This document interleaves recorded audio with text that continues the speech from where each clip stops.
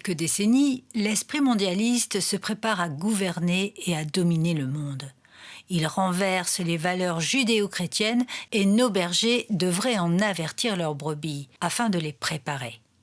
Le peuple de Dieu doit être prêt pour le retour de Christ, car tout va vite, très vite, et l'Antichrist prophétisé dans l'Apocalypse arrive.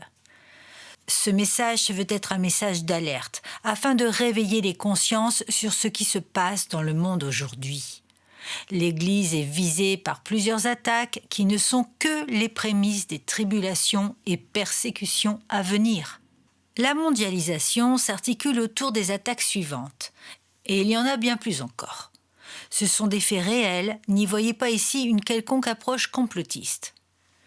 Tout d'abord, la stigmatisation et surtout la globalisation de tout ce qui est religion, prétextant que cela doit rester du domaine strictement privé. On isole de plus en plus l'Église pour qu'elle se taise. Dieu au placard d'une nouvelle religion humaine qui se nomme la laïcité. Ensuite, la réglementation et le contrôle des moyens d'expression avec la menace d'une législation de censure sur les réseaux sociaux. Cela a d'ailleurs déjà commencé. Le Great Reset, qui est le forum d'une nouvelle élite mondiale économique, sociétale, écologique pour une nouvelle humanité. C'est le nouvel ordre mondial anti-religieux. Vient ensuite le tout-contrôle avec la reconnaissance faciale et l'intelligence artificielle pour faire du digital le grand gendarme mondial. L'interdiction de prêcher sur la voie publique. Le contrôle des moyens de paiement avec peu à peu la disparition de l'argent liquide. Le retrait de plus en plus important des traditions judéo-chrétiennes sous prétexte de laïcité. La crèche de Noël en est un exemple parfait. Le refus et la panique, un article du 2 décembre, de certains parents pour la distribution des petits bleus Gédéon à la sortie des collèges et lycées, prétextant que c'est inadmissible et que nous sommes dans un pays laïque. Le programme d'éducation qui influence les enfants sur la possibilité de choisir son sexe. La menace de ne plus pouvoir faire l'école à la maison, le mariage homosexuel, la propagande LGBT, le mouvement féministe qui condamne les hommes, l'avortement qui fait chaque année plus de 40 millions d'enfants que l'on tue, la censure gouvernementale sur plus de 1000 délits par an contre l'Église chrétienne en France, sans compter que l'on passe sous silence les millions de persécutés dans le monde pour leur foi. Voilà entre autres ce que le plan diabolique et liberticide de la politique mondiale nous impose. Et ce n'est pas fini, car la mondialisation ne s'arrête pas là. Elle va bien plus loin, en compromettant des responsables religieux, tels que le pape et certains pasteurs évangéliques américains, à fonder une nouvelle religion mondiale sous le couvert d'un œcuménisme diabolique. Pour les catholiques, il faut réécrire la Bible et la moderniser afin de créer un paradis à la Polnareff où tous seront admis sans passer par la croix de Christ.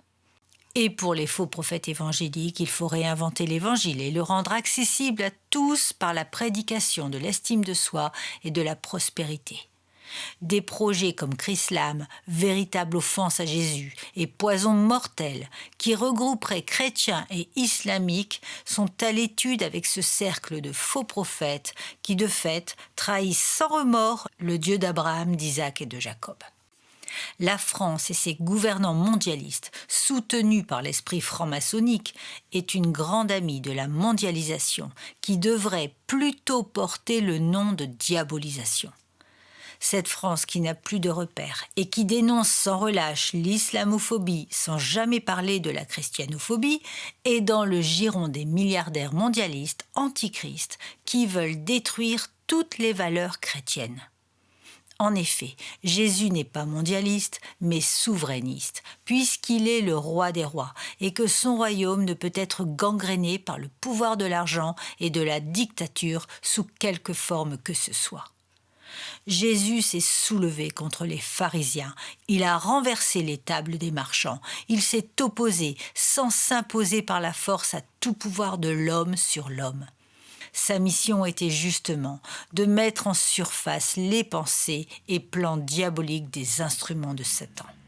Frères et sœurs, la crise sanitaire du Covid-19 est la cerise sur le gâteau pour les mondialistes qui se régalent à tester non pas notre santé corporelle, mais notre soumission aux lois liberticides qu'ils veulent imposer pour gouverner le monde.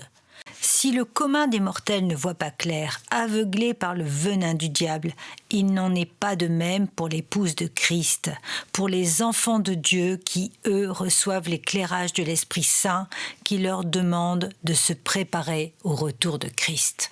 Il est temps de nous unir, de nous mobiliser, car le combat ne fait que commencer. Comme Jésus, nous ne combattrons pas avec l'épée de fer, mais avec celle de l'Esprit. Mais comme Daniel, soyons aussi des exemples pour nous opposer à ce qui nous compromet. Et si nous devons en payer le prix pour Jésus, payons-le. Tout en respectant les autorités, sans aucune violence ni revendication, restons sur le chemin de la vie en Christ. Agissons comme et avec Jésus. Nous ne pouvons empêcher le plan de Dieu de s'accomplir. Cette alerte n'est pas pour que l'on se lève contre les autorités, ce serait contraire à notre Constitution, mais pour nous préparer, car l'opposition sera redoutable.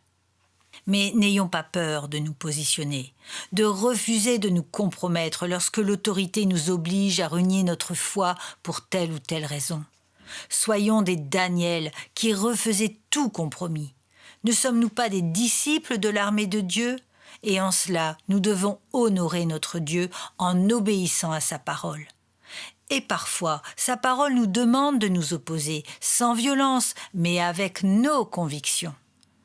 Demeurons fermes, unis dans la prière d'intercession. Brillons dans ce monde de ténèbres. Semons, annonçons la bonne nouvelle. Il est l'heure. Levons-nous pour notre roi. Car l'époux vient chercher son épouse. Nous sommes dans le monde, mais nous ne sommes plus du monde. Prions pour que nos pasteurs ouvrent les yeux, informent et préparent leurs assemblées. Prions pour qu'ils aient le courage de dire cela, pour qu'ils aient le courage de se lever, pour qu'ils aient le courage de se positionner. Et prions pour que tous les chrétiens aient du discernement, car cette alerte s'appuie sur des faits, et non sur un esprit complotiste. L'ennemi est bien visible. Prions pour que le Seigneur nous ouvre les yeux et que nous restions dans sa paix.